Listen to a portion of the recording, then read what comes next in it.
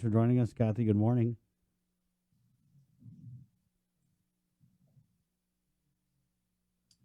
Good morning, everybody. How are you? All right. How are you? I'm well. It's good to hear everybody. Some really great conversations this morning. Pretty interesting stuff, huh? Yes, indeed. We're living in interesting times. So there's a saying, something to like miss a link, miss a what is it, Bree? Miss a lot. Miss a link, miss a lot. There you go. Right That's it. For sure. For sure. Yeah, we wanted to bring you on, Catherine, because it's been a minute, but just I don't even know if this is scientific or anything. But looking around, it really does seem like people are out here spending money. Yeah, thanks to the federal government, we have received a whole bunch of money in the form of stimulus, obviously, in the form of our unemployment insurance, right? But as great as it is, there's still a big concern on the business community side because we have jobs to fill and we have a workforce shortage. And it's really interesting to note that this is not just a Guam issue, but it's a nationwide issue. And so even like the U.S. Chamber of Commerce is, heavily lobbying with Congress to see what they can do about, easing up on that unemployment benefits, these enhanced employment benefits that several of the states have, because we really, really need people to get back to work. And why do we need people to get back to work, right? I mean, it's great, it's wonderful that we have a government that it is supporting our people, supporting the United States citizens, Americans. But what happens is that when the money runs out, you can't just keep printing money. That's just not how it works, right? So businesses need to be able to compete. They need to be able to grow. They need to be able to thrive. And how can they do that? They can only do that when there's employees there that will support them, right?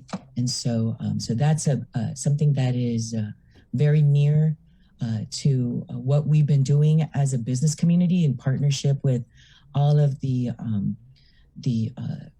educational institutions,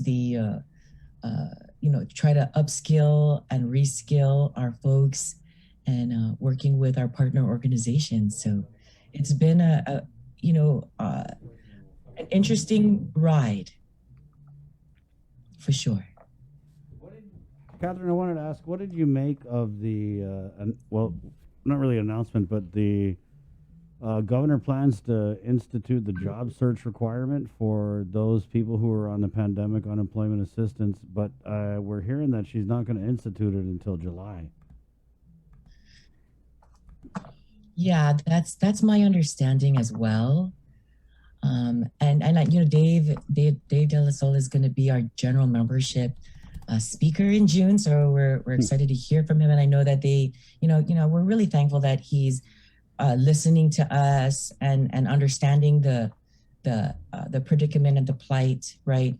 But what he is concerned is that in order for this to work, is that he wants the business community or the businesses to be registered in his website, right? And so his big push, and he's asking for our support, is to get all of our local businesses registered on the Department of Labor's work. Golly, why can I not remember the name of that website right now? HireGuam.com. HireGuam.com. Got it. Yeah. Thank you. It's Friday. So that's what we're going to be talking about, and we're really excited. And then what's really exciting too is that we're working really, really hard with the hotel to finally have our very first face-to-face general membership meeting. So you're hearing it first on the link. Wow. How are you going to do that? We're really excited. We haven't even announced it to the general membership meeting. Wow. General membership. So it's it's 100 is the gathering limit, or? Yes, that's correct. Yeah. So we're excited. We're working very closely with the hotel. We'll be sending out a notice to the members if not today, very, very soon. So yeah, Dave Del Sola on at the general membership meeting talking about getting folks on his website and the general membership meeting face to face. We have to, as we move forward, we want to be able to get people excited about socializing again in a very safe way. And COVID will be with us for a while. We have to learn how to live with that, right? And so we really need to continue to practice our protocols, right? But be able to move forward. We have to. We can't stay stagnant. We have to move on. So how big is your general membership? Well, we know that it's going to be, you've seen our general membership meetings in the past, right? So you're going to do like we have anywhere one ballroom and then another ballroom kind of deal? Yeah. So what we're going to do is we're going to do the one, right? And we'll just keep it simple. And it'll be the first, 100 or however much that we can hold in the ballroom, first 100 that will RSVP. We'll work those out. We'll work out those details. So we're excited. We need to move forward, and that's what we're conveying by having this face-to-face general membership meeting. Yeah. Did you by any chance take a look at that report that was released from the University of Guam on the impact COVID had on businesses? I did. I went through it briefly. I have it on my read list this weekend. That along with the popular Guam financial audit. Yeah. Yes. Boy, so yes, sounds like an exciting weekend. My weekend reading list. Yeah, but it's very interesting. Mm-hmm. I'm just wondering. We have other people doing reports on the business community. What about the chamber? So that we could hear from your perspective, the business community's perspective, on how COVID has impacted the business community. Is that something you guys plan on doing? These types of surveys and outreach, they take money. And the University of Guam worked very closely. That was from the School of Business, and we appreciate that partnership, right? And they were able to get money from the CARES Act to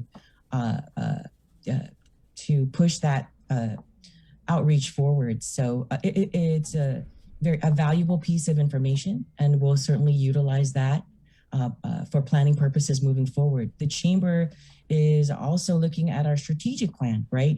We work off of a 5-year strategic plan. We look at it every year. And because of COVID and the pandemic and how it's greatly impacted not only our island economy, but the global economy, we are having to take a very, very serious look at our action plan moving forward. So that's an additional thing that we're seriously looking at, and how it's going to impact how we do our daily operations. Right on. I just feel bad for you if that's your weekend reading. I do have a wedding on Saturday, so that's something nice that we get to. But I see that you've got some really cool folks that are going to be coming online with you. I see Rokin. That's Catherine's way of saying, "Can I go now?"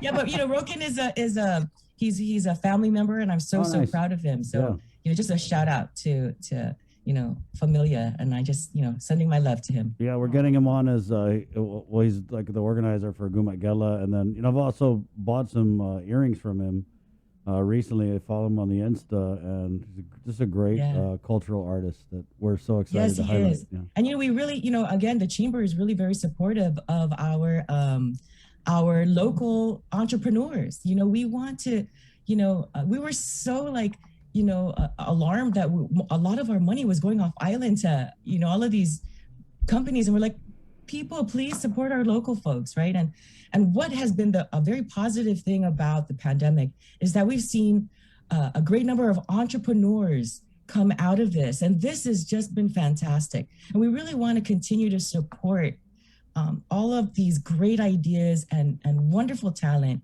that we have here on our island. And so this is the one thing that I feel that has been a bright spot from this pandemic is just seeing all of this great, wonderful entrepreneurship and activities come out of our local Right. our local folks. So kudos to everybody. Part of it was just that we were locked down, and it was either learn something, embrace an old hobby, or die of boredom or COVID.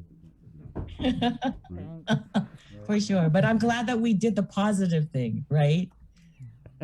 Well, Kathy, we say all the time Hold on on, the show, Jay. you know, this is a family show, and you know, like if you're giving a shout out to some of your relatives and everything like that, that's a great way to start your Friday That's what morning. we mean when we say it's a family show. It means that most of our guests are related to each other. Yeah. For sure. So Roque, you know, we've tried over the last 15 months and everything to do like the virtual almond thing. So you know, I mean, maybe if you want to give a say hi to Kathy. How exactly are you guys related, by the way? How closely are you related? Yes. So Rokin's a grandfather is my late husband's cousin. So they are Castros. Their family is Castro. So we're Castros from Metidian, and so that's our family. And, well, you know, I love it. We live on an island where, you know, like if you bring someone who's not from here, and I've done this before, I've brought friends who, you know, are visiting from the States to like a village fiesta.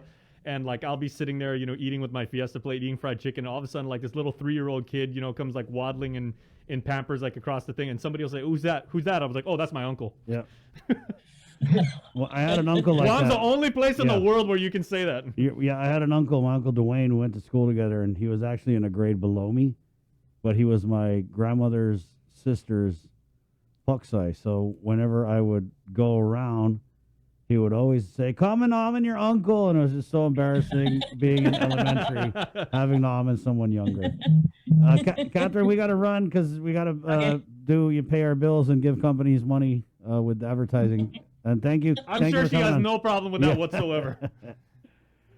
All right, take care, let's guys. Have a wonderful weekend, You everybody. too. You too. Take Enjoy care. your reading. Enjoy your reading. Roken will be right back with you. We're actually going to do it up Pride style for the rest of the show. We're going to interview Roken, who, of course, is the head of Gumagela. And then our friend Glenn is standing by eating his itchy bang this morning.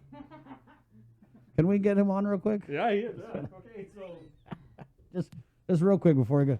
What's up, Nanny Poodles? good morning, Glenn.